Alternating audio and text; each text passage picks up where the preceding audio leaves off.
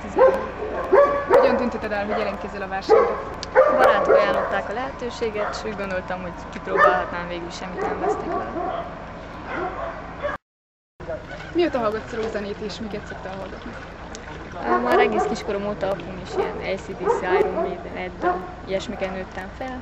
Később kezdtem hallgatni ilyen heavy metal kicsit, aztán később Dead Black, ilyesmi. Mit gondolsz, mitől rocker lány egy lány? Attól, hogy meghallgat egy számot, tetszik neki, mond valamit a szövegen, a dallama. Van barátod? Mit vársz el az egész fesztiváltól?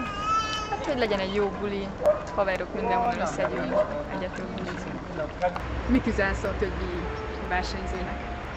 Hát, hogyha most esetleg nem jelentkeztek, vagy hogy már jelentkeztek, sok sikert persze, megéri.